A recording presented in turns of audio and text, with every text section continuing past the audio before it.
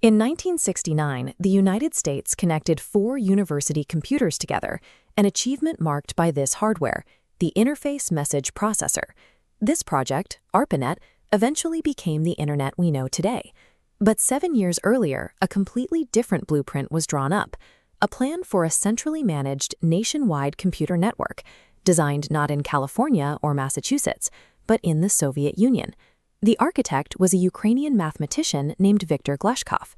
In 1962, he took a proposal to the highest levels of the Soviet government, pitching an idea that could have given the world a functioning digital network years before the first American data packet was ever transmitted. The Internet very nearly spoke Russian first. Instead, the project was systematically dismantled by the exact administrators it was built to help. To understand why a Soviet mathematician was sketching out a national network in the early 60s, you have to look at how their economy actually ran. The Central Planning Agency, Gosplan, was attempting to manually calculate and coordinate the production of every single good and service across 11 time zones. Every factory, farm, and distribution center sent their production data, resource needs, and labor statistics upward to Moscow. This required armies of clerks to sort through millions of paper cards using nothing more than basic calculating machines and physical files. By the time a report from a factory in Siberia physically reached a planner's desk in the capital, the numbers were already months out of date. The state was steering a superpower using stale information. The math was bleak. Soviet economists calculated that if the paperwork burden continued growing at its current rate, by the 1980s, the system would require every adult citizen to work as an administrator just to keep the economy running. This was a mathematical certainty. Without a massive technological intervention, the Soviet economy would collapse under its own administrative weight. Glushkov's intervention was called OGAS, the All-State Automated System. Relying on early mainframe hardware, his vision was an architecture that would process the economy's entire information load in real time. His design was a 3-tier pyramid.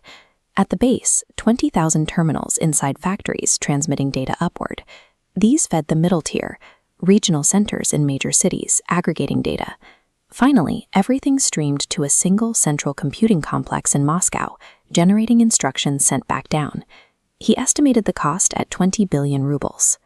But what he mapped out in 1962 was a nationwide structure of interconnected computers sharing their data continuously, the functional architecture of the Internet, drafted to permanently solve their data crisis. The proposal had a fatal flaw, but it wasn't technical. If OGAS worked, the massive bureaucracy of human administrators who controlled the flow of economic data would no longer be needed. The officials reviewing Glushkov's design were the very people whose careers it threatened. They didn't reject it outright. Instead, they used the administrative review process itself as a weapon, slowly suffocating the blueprint under its own weight. They demanded endless technical modifications that drove up the price. They formed review committees to stall and insisted on disjointed pilot programs. Eventually, individual ministries were allowed to build their own smaller systems. But they intentionally made them incompatible with each other, hoarding their own data and actively preventing the unified network Glushkov had designed. The bureaucracy successfully dismantled a revolutionary technology by pretending to implement it. They prioritized their immediate institutional power over solving the state's economic crisis. This leaves us with a specific question. Why did the exact same technological concept take root in the United States, while failing completely in the Soviet Union? In America, ARPANET was funded by military and academics who inherently wanted to distribute and share computing power across long distances. But in the Soviet Union, OGAS was overseen by economic ministries, relying on monopolized information. They survived by building walls, not bridges. These competing projects were effectively A/B tests of their host environments. A network's survival isn't determined purely by the quality of the engineering. It depends on whether the people in charge actually desire a connected world. Without a digital nervous system, the Soviet data crisis accelerated. Throughout the 1970s and 80s, the gap between what central planners needed to know and what they actually knew grew steadily wider. This institutional blindness directly contributed to severe economic stagnation. The resulting inefficiencies played out across the country in empty shelves and long lines of citizens waiting for basic goods. Viktor Glushkov fought for his vision for 20 years before passing away in 1982.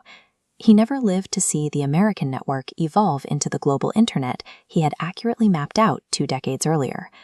The failure of OGAS reveals a persistent reality about human organizations.